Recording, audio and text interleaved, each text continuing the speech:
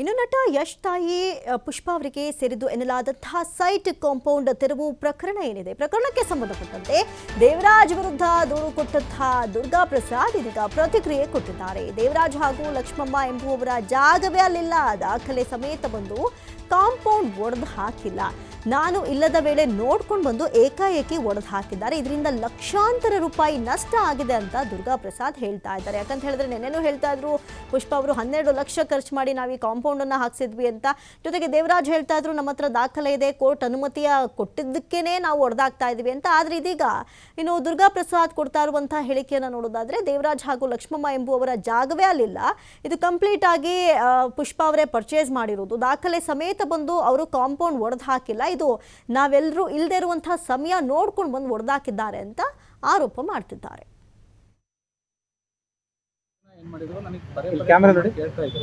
ನಾನೇನು ಮಾಡಿದೆ, ನಮ್ಮ ಲಾಯರ್ ಹತ್ರ ಕರ್ಕೊಂಡು ಡಾಕ್ಯುಮೆಂಟ್ಸ್ ಕರ್ಕೊಂಡು ಬಿಟ್ಟೆ. ವಿಡಿಯೋ ನಟರಾಜು ನನಗೆ ನನಗೆ ಸಂಬಂಧ ಏನೂ ಇಲ್ಲ ಅಂತ ಹೇಳ್ತಲ್ಲ.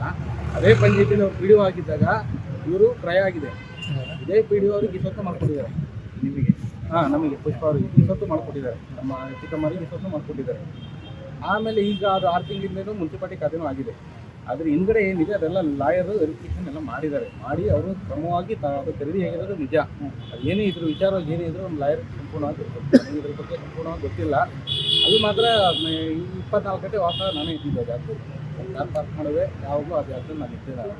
ಏಕಾಏಕಿ ನಾನು ಬೆಳಗ್ಗೆ ಎದ್ದ ತಕ್ಷಣ ಜಮೀನಿಗೆ ಹೋಗ್ತೀನಿ. ನಾನು ಜಮೀನಿಗೆ ಹೋದೆ, ಅಲ್ಲಿದ್ದಾಗ ನನಗೆ ಏಕಾಏಕಿ ಹಿಂಗೆ ಗಮನಿಸ್ ಮಾಡ್ತಿದ್ರು ಅಂತ ಫೋನ್ ಬಂತು.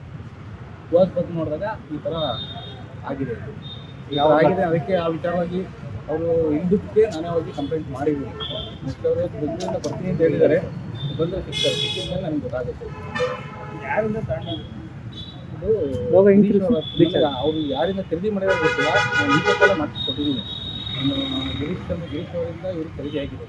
ಗಿರೀಶ್ ಇಂದ ಯಾರನ್ನಾರು ಕರ್ಕೊಬಂದು ಇವ್ರಿಗೆ ಖುದ್ದಾಗಿ ಇವ್ರಿಗೆ ತೋರಿಸಿ ನೋಡಿ ಇವರಂತೆ ಆರ್ಡರ್ ಆಗಿದೆ, ಇದು ಇವ್ರದ್ದು ಜಾಗ ಅಂತ ಏನಾದ್ರು ಪ್ರೂಫ್ ತಂದು ಡೆಮಾಲಿಷ್ ಮಾಡಿದರೆ ಇನ್ನೂ ಇಟ್ಕೊಳ್ಳೋದು ಲಕ್ಷಾಂತರ ರೂಪಾಯಿ ಐಟಮ್ಸ್ ಎಲ್ಲ ಸುಮ್ಮನೆ ಡೆಮಾಲಿಷ್ ಮಾಡೋದು.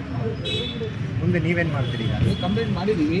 ಈಗ ಅದೇ ಲಾಯರು ನಾವು ಕೋರ್ಟಿಗೆ ಹಾಕಿದ್ದಾರೆ. ಅವರು ಕೋರ್ಟಿಗೆ ಹಾಕಿದ್ರೆ ಇವ್ರದ್ದು ಏನಿದೆ ದಾಖಲಾತಿ ಅವ್ರಿಗೆ ಕೊಡ್ತಾರೆ. ಈಗ ಕೊಟ್ಟಾಗ ಅವ್ರ ದಾಖಲಾತಿ ಇವ್ರ ದಾಖಲಾತಿ ಚೆಕ್ ಮಾಡಿದಾಗ ಒರಿಜಿನಾಲಿಟಿ ಯಾರು ಅಂತ ಗೊತ್ತಾಗುತ್ತೆ.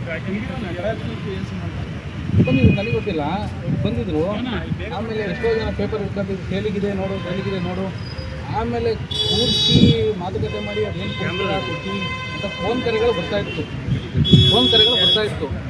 ಆಮೇಲೆ ನಾನು ಇವಾಗ ಎಲ್ಲ ಡಾಕ್ಯುಮೆಂಟ್ಸ್ ಲಾಯರಿಗೆಲ್ಲ ಮಾಹಿತಿ ಕೊಟ್ಟೆ. ನಾನು ಹಿಂಗೆ ಫೋನ್ ಕರೆ ಬರ್ತಾಯಿದೆ ಅಂತ ಡಾಕ್ಯುಮೆಂಟ್ಸ್ ಬರ್ತಾ ಇದೆ ಅದ್ರ ಬಗ್ಗೆ ತಲೆ ಕೆಟ್ಟಿದ್ದು. ಆಮೇಲೆ ನಟರಾಜ್ ನನ್ನ ಹೇಳಿಕೆ ನೋಡ್ರಿ ಯಾವುದೋ ಒಂದು ಇದರಲ್ಲಿ ಅವರು ನನಗೆ ಅದು ಸಂಬಂಧ ಎಲ್ಲ ಬಂದಿಲ್ಲ ಅಂದರು. ನಮ್ಮ ಲಾಯರ್ ಆಫೀಸಲ್ಲಿ ಬಂದಿದ್ದಾರೆ, ಬಂದು ಕೂತಿದ್ದಾರೆ. ಕೂತವರು ಮಾತುಕತೆ ಡಾಕ್ಯುಮೆಂಟ್ಸ್ ತಂದು ಇವರು ನಮ್ಮ ಸ್ನೇಹಿತರು ಅವ್ರು ಕ್ಲೋಸ್ ಫ್ರೆಂಡು, ಅದಕ್ಕೆ ನಾನು ಬಂದಿದ್ದೀನಿ, ನಿಮ್ಮ ಜಾಗ ಅವ್ರದ್ದು ಬರೋಲ್ಲ, ಇದು ಊರು ಬರುತ್ತೆ. ಆ ಯಪ್ಪನೇ ನಮಗೆ ಈಗ ಸೆಟ್ ಮಾಡಿಕೊಟ್ಟಿದೆ. ನಾವು 5 ವರ್ಷ ಅವರಿಗೆ ಕನ್ನಡ ಕಟ್ಟಿದ್ದೀವಿ. ಎಲ್ಲ ಅದು ಕಣ್ಣಿಂದ ನಡೆದೇ ಸ್ಟೋರಿ ಅದು. ಇಂದ ಯಾರನ್ನಾರು ಕರ್ಕೊಬಂದು ಇವ್ರಿಗೆ ಖುದ್ದಾಗಿ ಇವ್ರಿಗೆ ತೋರಿಸಿ ನೋಡಿ ಇವರಂತೆ ಆರ್ಡರ್ ಆಗಿದೆ, ಇದು ಇವ್ರದ್ದು ಜಾಗ ಅಂತ ಏನಾದ್ರು ಪ್ರೂಫ್ ತಂದು ಡೆಮಾಲಿಷ್ ಮಾಡಿದರೆ ಇನ್ನೂ ಇಟ್ಕೊಳ್ಳೋದು.